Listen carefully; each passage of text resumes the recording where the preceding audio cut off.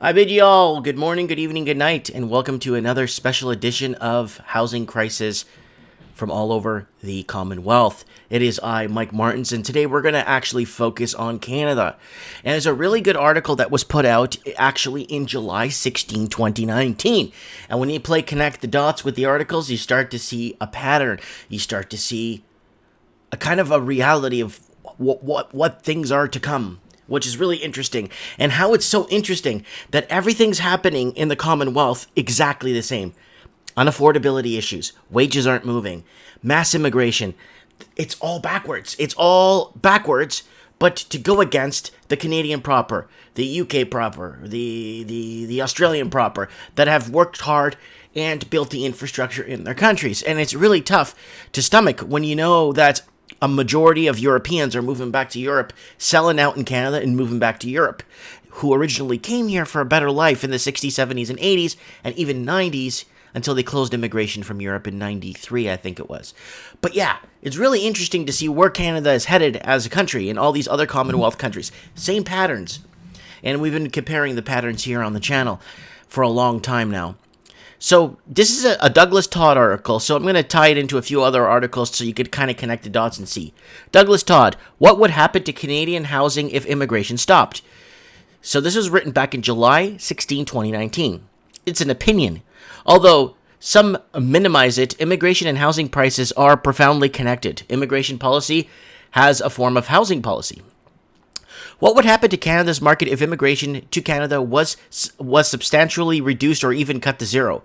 It's a crucial question for the public and for real estate developers who start new construction projects on the basis of predictions of future sales. So basically, construction projects will have to predict if wages will go up. They'll have to predict what is the affordability levels. They'll have to predict everything.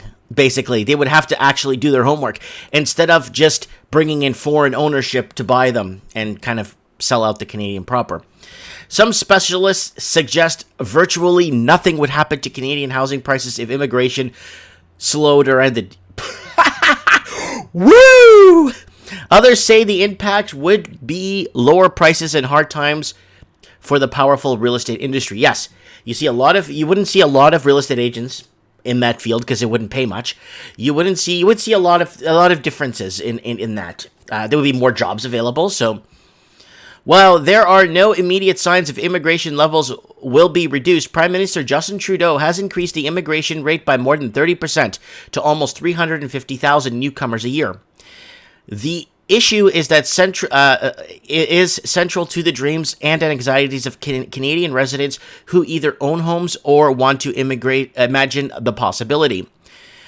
Two Ontario real estate specialists recently wrote in Financial Post that based on the studies, the overall impact of immigration on housing markets is modest at best in most cases. So it's modest.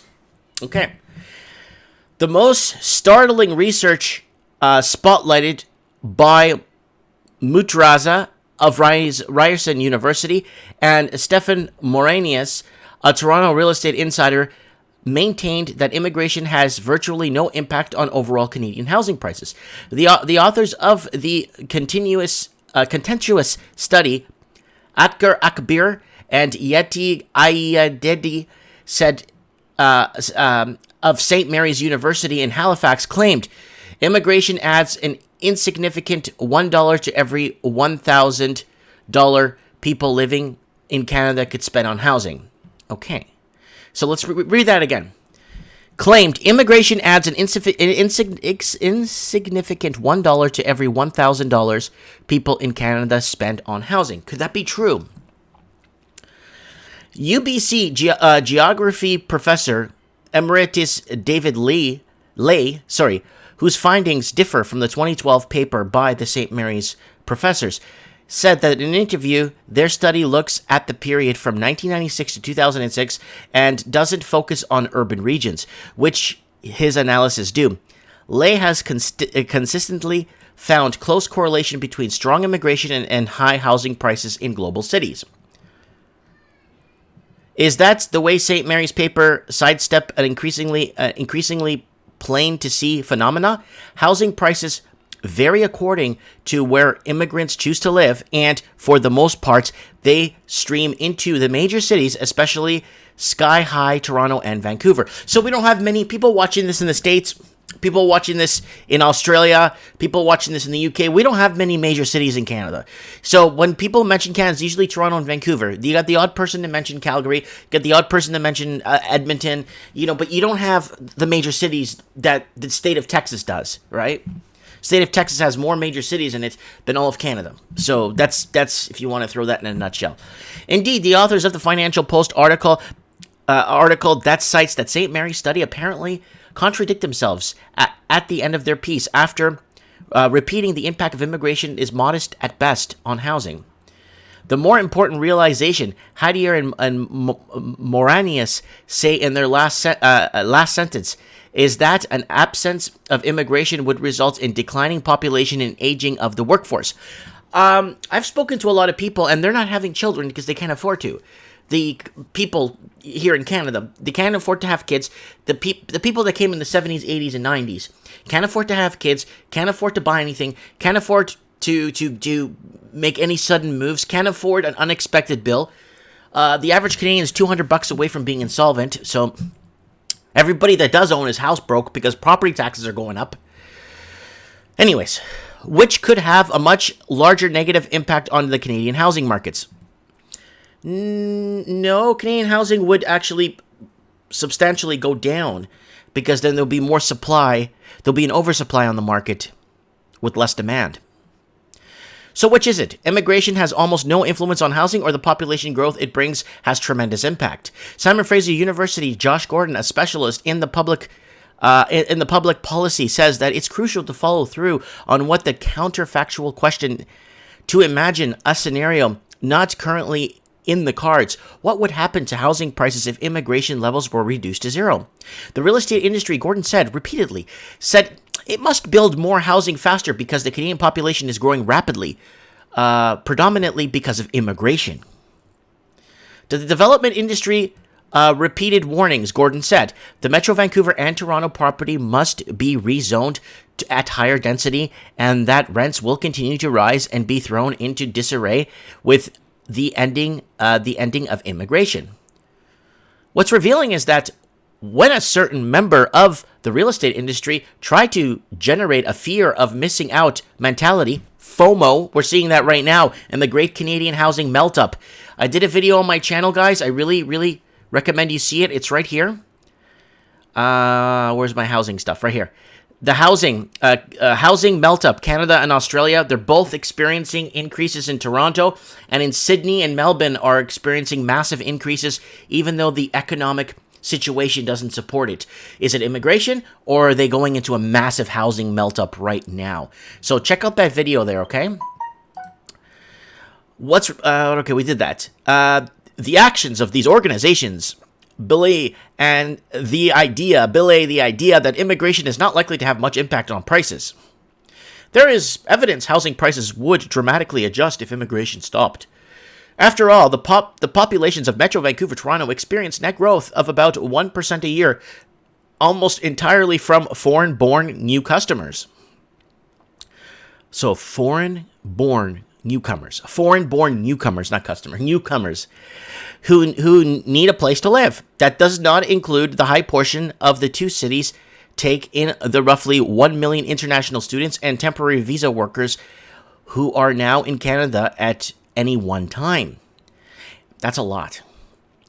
And right now, Australia is going to start this student program too. Ireland's doing it too, and that's destroying Dublin. It's all students in Dublin now, foreign students in Dublin. And a recent study by Statistics Canada Research found that detached housing bought by recent immigration to Metro Vancouver are on average, valued at $824,000, higher than such homeowners owned by people in Canada. In Toronto, the cost...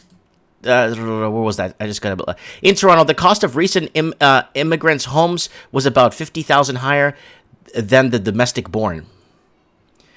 UBC geographer Daniel in an addition showed in a peer-reviewed study that recent immigrants, especially those from China, show statistically greater determination than Canadian-born citizens to buy housing in Canada's 3 major cities. First and foremost, Hibbert said, immigration policy is essentially also a form of housing policy. Urban Development Institute, which represents property developers, make no bones about how housing supply must be expanded to support immigration. So, but the problem is there's no jobs for a lot of people are struggling to find work. And I did a video about this, how a lot of, you know how they say, oh, nobody wants those jobs, or nobody wants to work those jobs. You know what I'm saying? You know how people say, oh, nobody wants to work at this so-and-so and flipping burgers or serving coffee. Well, I know from an insider that used to work for one of these big places, said that they get anywhere from 3,000 to 10,000 local resumes on average per month, and they get destroyed. Because they'd rather have an immigrant worker come in to work the position so they could boss them around and kind of threaten them to send them back to their country if they misbehave.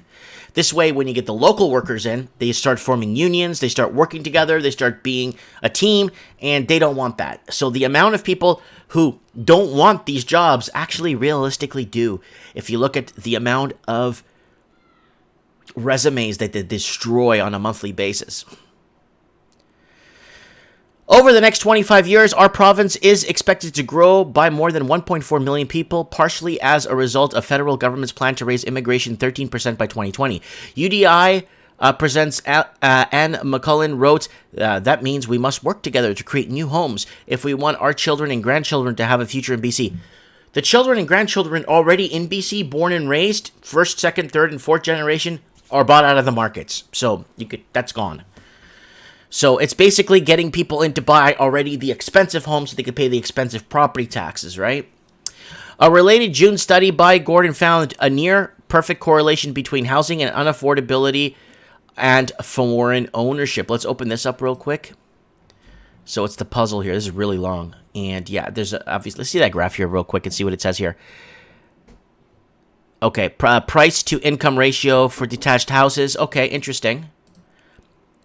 Okay, so let's continue here. A related June study by Gordon found near-perfect correlation between housing and unaffordability and foreign homeownership in certain Metro Vancouver municipalities.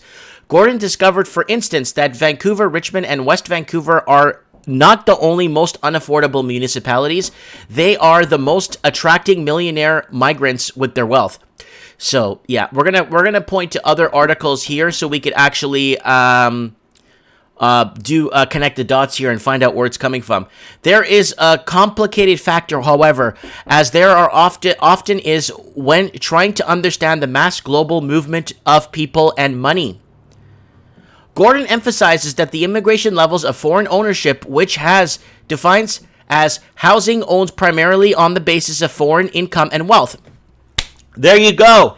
And are related, but they're different too. There is some overlap to the extent that the immigration also, as it happens in Canada, involves many people arriving with significant amounts of wealth, Gordon said, but debates about the immigration are largely distinct, though not entirely, from debaters around foreign ownership, even while certain people have tried to conflate the two.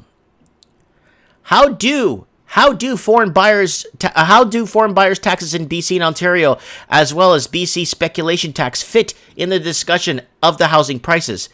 Those measures are focused on foreign ownership, not immigration levels, Gordon said.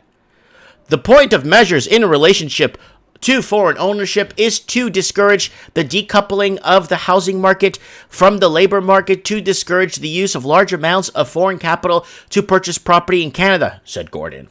Woo! Measures around foreign ownership are about leveling the playing field for local working people. Measures around immigration are different. The irony is that measures to curtail foreign ownership may in fact be beneficial for many new immigrants, because new immigrants who do not arrive with vast amounts of wealth are undoubtedly at a disadvantage in the housing market. So when my dad came When we came to Canada, when our family came, when everybody came to Canada, they had 2 nickels to rub together in their pocket and a satchel over his shoulder. My dad paid off his house. My dad paid off his cottage. My dad paid off his cars. My dad worked. He had money in the bank, sent me to school, did everything he had to do as a father. God rest his soul. It could take a while to get your head around this global forces running through Canadian housing. But no matter which way you look at it, at the impacts of a large-scale immigration and foreign capital on the key sectors of Canada's vigorous housing market, it's undeniable they're profoundly connected to the decisions made made amounts the immigration will indeed always to be form of housing policy. So, okay, really good article. We know where things, we understand where things are headed, right? So here's this thing here. I mean, you guys could look at it. It actually brings it down. Solving Wanzi's Puzzles. Foreign Ownership, Vancouver's Decoupled Housing. It was printed in June 18, 2019. Now, if immigration isn't a problem, then why...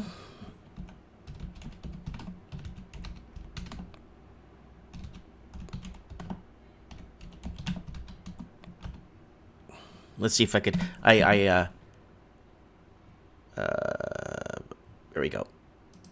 So we talked about this. We talked about this before on the channel. I'm going to bring it up again because we're connecting the dots here. So it's originally a Better Dwelling article. Here it is.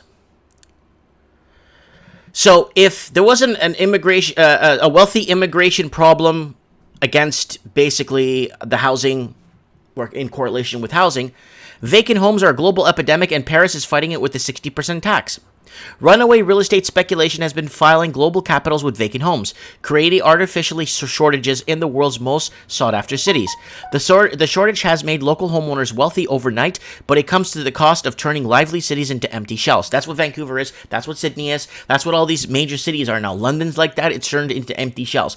A lot of millennials left London to Middle England. They're not dealing. A lot of people from Dublin have left Dublin because it's too expensive, Ireland, and moved to Belfast. The city of Paris has decided it's had enough and implemented a tax in 2015. They didn't quite get the results they wanted, so they're now tripling it to 60% tax on vacant homes. Paris has been trying to deal with vacant property owners for some time. Despite warnings that the city will take action, the number of vacant homes is growing to now 107,000 vacant homes, representing 7.5% of residential dwellings of the city, according to France's INSEE Department Mayor Ian Brossat. Le Monde, that 40,000 of these vacant homes are not even connected to the electrical grid. So here are all the cities. There's Toronto, about 100,000. Vancouver, 66,000. New York City has a lot. Los Angeles has about 213,000. For every homeless person in California, there's like 4 or 5 empty units. And I'm not saying to give the empty units to these people. What I'm trying to say is that a lot of people have some sort of an income and a means of income that they could be living in a modest place and paying $800 a month or $700 for rent, not $3,000 for rent. You know what I'm saying? So that would actually fix the homeless issue in California, right? But unfortunately, they don't want to do that. Okay, so now what is going on? Well, they're talking about wealthy immigration. So we brought this up many times on the channel. Canada wants more Chinese workers, students, tourist immigration minister says. So here it is. Our great leader. McCollum says visas have been increasing from China to about 500,000 per year, but opening more visa offices with taxpayers' money could help Canada compete for Chinese workers, students, and lucrative tourist business. It's the biggest market in the world. They spend a lot of money. So this is what they're doing. They're competing. Australia is on the hook for this.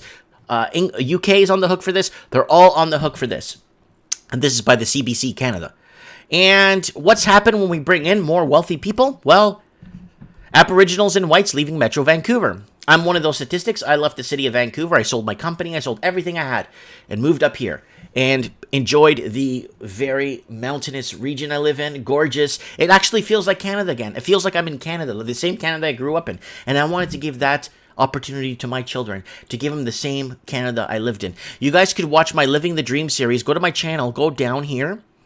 And you could see Living the Dream, where I sell my company and I move out of, and then I buy my house. I bought this house for $260.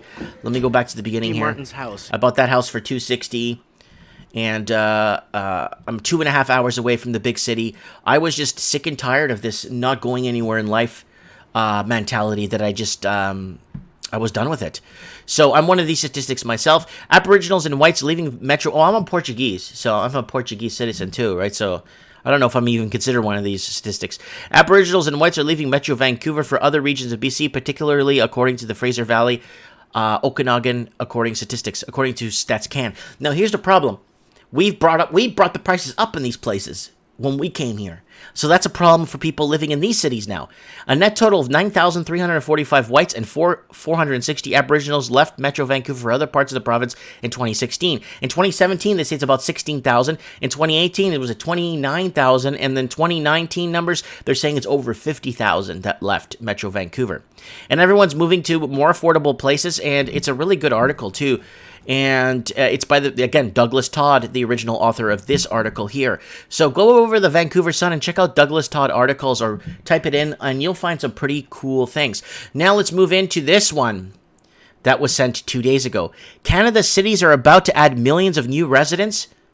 They can't all drive to work. So Canada has recently been the fastest growing country in the G7, with a population rising double the pace of the United States, UK, and 4 times of France and Germany.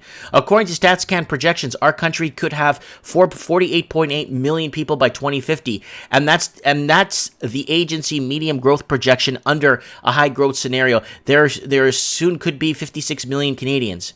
But how many of them are these people are really realistically Canadian? You know what I'm saying?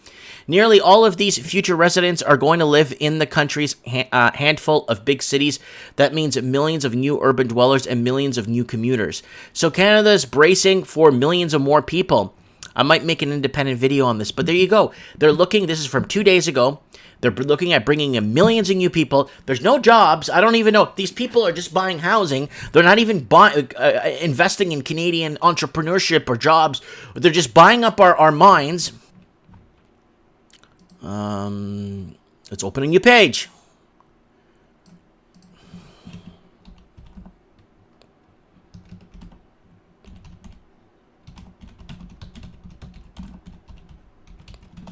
Here it is.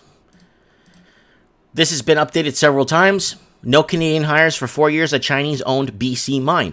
You must be fluent in Mandarin to work in this mine in BC, one of our biggest coal mines. So we don't even own our own stuff anymore. So how is this going to work with bringing in more and more people? Hey, I'm an immigrant myself. I'm a Portuguese. I'm a Portuguese citizen. I even have a health card for Portugal if I travel or I live there or something happens. I'm a Portuguese. That's why you have a mass amount of people selling their homes that moved here from Europe and moving back to Europe, to Italy, to Portugal, Spain, France, everywhere. Guys, don't forget to subscribe to the channel, please. Don't forget to join the channel right here. If you could support the channel, go ahead and join and support the cause, and follow my life and what's going on. And I'm going to be going to the Philippines soon, but I'm going to Portugal next year. So I want you guys to follow what's going down and different things that are happening around us. Don't forget to shop and pick up something at my shop, all designed by moi. I'm an artist, in case you haven't known. I'm joking. Come and check it out, guys. Be part of the Mike in the Night, guys. Every Saturday night, we have our live show, Mike in the Night with Collins. In the long run, by the end of the week, there. People calling in. Putting on The document. Again, I really like. Give us some videos. We could put them up. pulled a whole pile of RFS firefighters. Just didn't fund a whole stack of them, just like they lost a ton of funding in May. I'm yet to follow up on that little piece of information. Yeah, follow up on that and find out, because you know what? So we got lots of going on. We were talking about the fires in Australia the other day. So be part of the channel, help grow the channel, support the channel, and thanks for watching, guys. And don't forget to hit the subscribe button and share this video to get the message out there.